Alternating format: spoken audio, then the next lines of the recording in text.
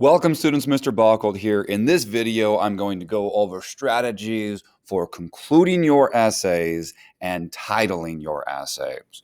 All right, so in an editorial, you present your opinion. Typically, you bring up a problem. Why would you bring up a problem if you didn't present a solution? If you don't have any solutions, then it's just kind of whiny and complaining.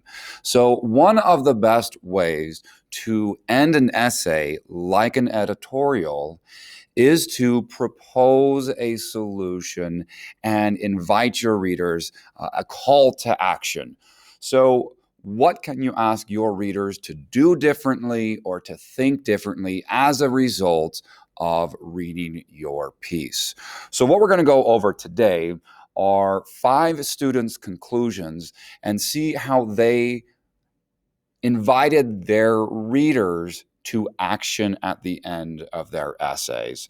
So let's go ahead and jump right in. So the first essay comes, it's limiting science education, limiting ourselves. So let's go ahead and take a look at this.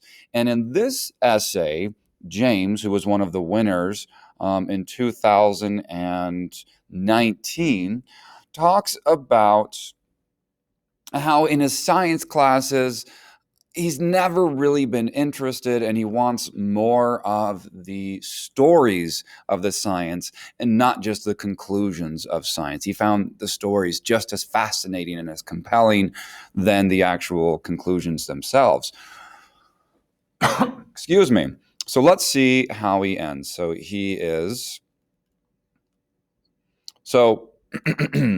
let's go ahead and start right here. If we never present these aspects of science, how can we excite our students and inspire curiosity? How can we expect innovation and discovery from our students if we fail to teach them how to cram? The solution, I love this right here. He's asking rhetorical questions. So it says, here are the problems. What do we do about them? So that's a great way. Use a question to transition into your proposed solution. The solution? Schools must embrace and teach not only what is known, but what is unknown. Beautiful right there. The role of science teachers is not just to rattle off facts like a broken cassette player, but to challenge students to search beyond what is taught in class. If we continue to teach just memorization, we misrepresent science and ultimately fail to inspire the next generation of innovators. Whew! So right there, call to action. Science teachers teach us the unknowns of science, inspire us with curiosity. I love that call to action right there. So this student asked a question, what do we do about this? Here's the solution. Wonderful strategy. Let's go to our next student. This one, the essay title is it actually smart to sit still? So you can almost tell the thesis by this. This one comes from Hannah, age 15. She was one of the winners in the 2018 contest. And she wrote that in schools, let's go ahead and look for her thesis. Students are restless, and what do schools require to do? And what do schools require them to do? Sit. So she's arguing that teachers, especially high school teachers, were not really good at giving our students opportunities to move. Science says we need to move our bodies, and sitting still all day is not good. And it actually inhibits us from learning. So let's go down and see what Hannah's conclusion is. All right, we're going to read the last 2 paragraphs. Schools require students to sit for nearly 7 hours every day. This disturbs students' education and puts their health at risk. Simply incorporating movement into the classroom activities, stretching during class, and offering alternatives to sitting will improve students' grades and health. Right there. There's something teachers you can do about this. Incorporate movement and stretching. School's purpose. So right there, the call to action is in this paragraph. Teachers, incorporate movement into your classrooms. Hannah's making me feel guilty. Then she goes on a little bit further and adds a little punch at the end. And I love this right here. School's purpose is to educate students, but the current structure of our school is an obstacle to our students' education. When will school be designed for the students? Whew, that question, that punchy rhetorical question at the end, very, very, very, very powerful. So Hannah ends, call to action. Teacher, incorporate movement into your classroom. And then she ends with the rhetorical question, when will school be designed for students? Well done, Hannah. Let's go ahead and look at another student. Okay, this one comes from Lola. This is 3 years ago, 2017. This is one of the runner-ups. Lola writes, trivializing mental illness makes me depressed. And she begins with, I swear I'm OCD, the girl says, talking about how a lot of people, myself included, have used mental health illnesses hyperbolically in our speech. It's like, oh, I'm OCD, or he's psycho, or he's bipolar, when really people aren't. They just use those hyperbolically to exaggerate for rhetorical effect. And she's like, these are legitimate issues. We need to stop trivializing real mental health issues and using them in exaggerated discussions with our friends. So let's go down and see her conclusion.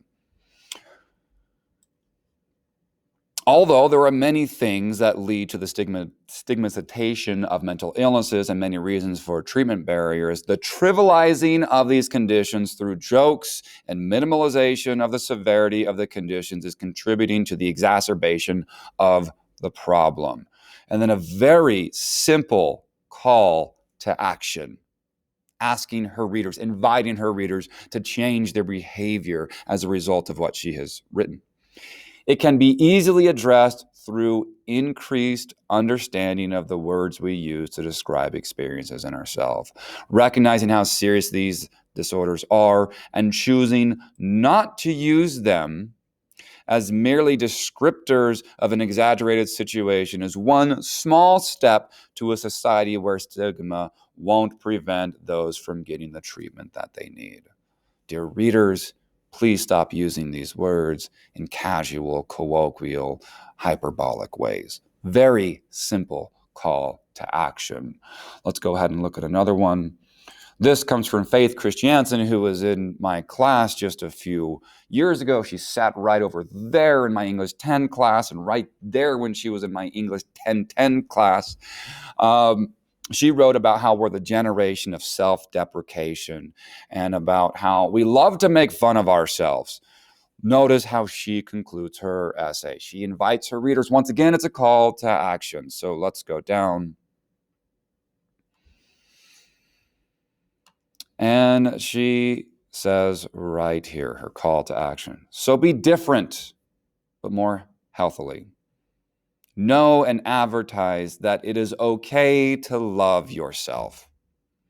Use all of your quirks to define your success. Pay attention to how many times you put yourself down and stop doing it. Replace every negative thought with a compliment and become an advocate for self-love and self-worth. Faith gave us a solution to this problem. All of these students are offering solutions. They're inviting us, their readers, to behave differently, whether it's just thinking differently or doing something differently. Now, what if your topic is bigger and you are inviting a huge organization or even a country to change? So let's go ahead and look at this. This one comes from Leah, and her essay is China, It's Time to Meet Your Daughters. Leah was well, let me give you a little bit of context of this. We'll start with her intro. In 1979, China implemented a one-child policy to solve its overpopulation. The policy created a dilemma for families. So a lot of families who had more than one child put their children, their second or third children, up for adoption. She was one of those who was adopted into a family in the United States. And so she didn't know where she really came from. She didn't know her biological parents. So she knew she wanted to write about this when she first This was her she was passionate about this. She knew what she wanted, but she didn't know what her call to action would be until she did a lot more research. And then she watched a film about people who were in very similar situations, that they were able to find their biological parents. So then she was like, okay, that's what I want. So here she is now inviting the Chinese government to do something differently.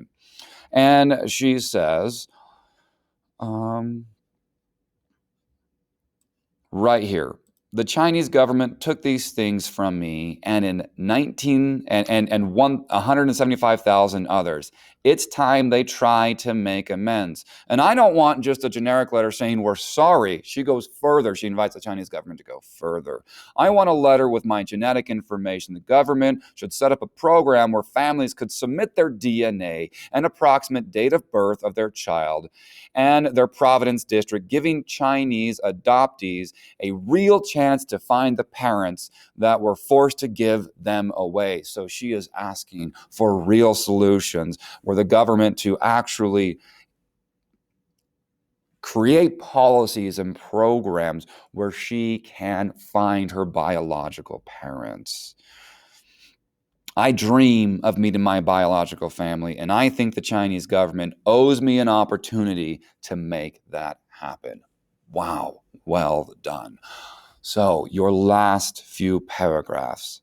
Consider inviting your readers to change their behavior, to change their mind, to change what they say or think or do. Call your readers to action. Okay, the last thing you're going to do when you're writing these essays is title your essay. I recommend that's the very last thing I do when I write my essays. So let's go ahead and look at, here are the winners of the 7th Annual Student Editorial Contest. These were the winners from last year. And let's look at all of these winners, the winners and the runners up and the honorable mentions. Let's look at their titles and see kind of what they have in common. So we're just looking at titles in this one. So here are the winners. Lessons from Failure. Short, sweet, 3 words. It really gives us a clue about what's going on. Collar the Cat. I like this one. We talked about this one way too much. This one actually incorporated the thesis into it, and it had the call to action literally in the title. Not American Yet. It was provocative. This one was good. Spotify is killing Beethoven, and here's how you can save him. Oh, I love that one. It's a little bit longer, but Spotify is killing Beethoven. It's a punchy statement at the beginning, and it's going to give us an offer of solution. No love for Milton, if not for loving frivolous fiction. Whew! I love the alliteration right there, frivolous fiction. The class of 2021 could change college admissions forever. Right there, Erin basically has her thesis statement in this right here. This land was made for you and me, how Animal Crossing can save Gen Z, how pragmatism is poisoning the democratic will of America's youth. All right, so let's go ahead and look at middle school winners. Harnessing boredom in the age of coronavirus. Switching letters, skipping lines, troubled and dyslexic minds. That one is hot. That one's great. Bringing ethics to your plate. I really like that one. Runners up. I like this one. We've got 2 sentences here and two periods. Death is hard. Let's talk about it. Man, that's powerful. It's punchy. Short, powerful sentences really draw the reader in. You can't be free if you're dead. Why freedom isn't free. Wow. From silence to stigma-free, why we need to talk about suicide. You'll notice that several of these, this next one too, redefining a life, changing a conversation about gun violence. All 3 of these right here, we had a phrase, and that phrase was a little bit more play around with language and words, and that's where the clever title comes from. And then the and then it kind of clarifies what this essay is going to be about. It goes from broad wordplay, to specificity. I love that one right there. Every student should apply to community college, and yes, they are real schools. Holy cow, we know exactly what the student is thinking. This student wrote their thesis as their title. That is great. Freedom isn't free. The price to preserve democracy, To smash the glass ceiling first and the double standard. You have noticed that many students in their title are incorporating short iterations of their thesis statements. This is a good strategy. It tells your readers exactly what you're going to argue and what to expect. It's time to take responsibility. There's another colon one. You'll notice lots of these. It's time to take responsibility. Colon, addressing the indigenous health crisis. The Eagle of Freedom, colon, Birdcage edition. Farewell, my Mary Sue. Why schools aren't more worried about teacher attrition in public. Why? Oh, so that one was a question. Why aren't schools more worried about teacher attrition in public schools? So why are teachers leaving the profession? The show must go on. See the clever wordplay right there. The show must go on. We're using a common phrase in theater. We've got the colon. So this is where the wordplay takes place. Then after the colon, it's a bit more thesis-y, a little bit more precise. Theater needs to survive this pandemic. It's time to hold IVs accountable. Oh, right there. It's not okay. Oh, I'm sorry. It's okay not to come out, colon, oftentimes pride is a privilege. So once again, we've got that colon structure there. That one works really well. China must protect its whistleblowers, drawing circles around animals. All right. Okay, so students, in this assignment, you are going to finish your rough draft of your editorials. Finish them. Remember the word count. It needs to be somewhere between 400 and 450 words. You can't go above 450 words if you are planning on submitting this to the Learning Network's writing contest. Okay, folks, finish your rough drafts. After spring break, we're going to come back from spring break and we're going to polish your essays. We're going to edit them. We're going to revise them. We're going to get them fine-tuned to submit the final drafts to me, and if you would like, to the Learning Network. But before you go on spring break, finish your rough draft. Okay, folks, this is Mr. Bockold. Keep reading, keep researching, keep writing, keep learning. Take care.